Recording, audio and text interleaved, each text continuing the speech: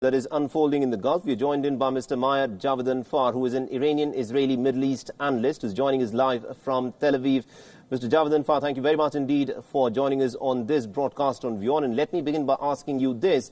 Now, it is a clear upping on the ante on the part of the Iranians after they seized this British vessel, and they have described it for what it is, a tit-for-tat measure for the Iranian vessel that was captured off the coast of Gibraltar by Britain. So how do you see this crisis unfolding further?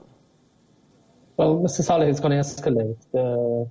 The Iranians believe that the British impounded the tanker in Gibraltar illegally.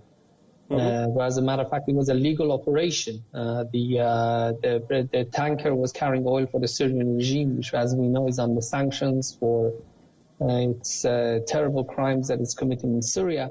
But the Iranians don't see it that way. The Iranians call it piracy. The Supreme Leader not only called it piracy, what the British did in Gibraltar, 3 days before the impounding of the British ship, he promised that Iran will retaliate. So Iran has retaliated.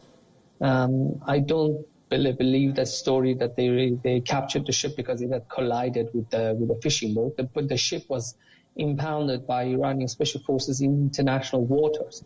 So it really remains to be seen what will happen. The British are going to hold on to the ship in Gibraltar for at least another 2 weeks. They are going through the legal due process.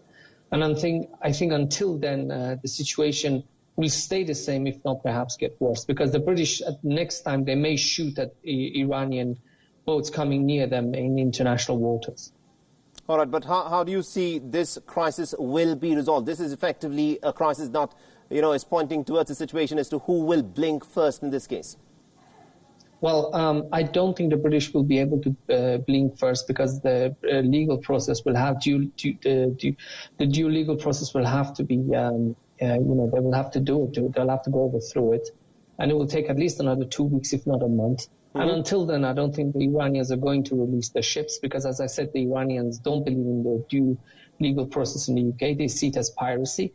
So I don't think at this time anybody is going to blink. Right. And also, are you convinced with the American approach to this entire crisis? Now, Donald Trump has spoken about this tactic of maximum pressure, but Iran, for its part, does not appear to be relenting.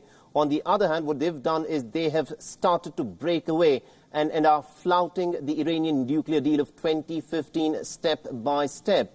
Do you see Iranians now coming to the negotiating table after they've gone on to this extent? Okay, Mr. Saleh, until now we know, according to the IAEA, that Iran was keeping its side of the deal. This is what we know. Based on that, I think it was wrong for President Trump to walk out of the nuclear deal. However, we also have to remember that the United Kingdom did not walk out of the nuclear deal. United Kingdom kept its side of the deal, and it still is doing business with Iran. So the Iranian regime taking a ship in international waters belonging to the United Kingdom and bringing it inside its territorial waters and impounding it, this is going to send a signal to other countries who are keeping the nuclear deal, including France and Germany, that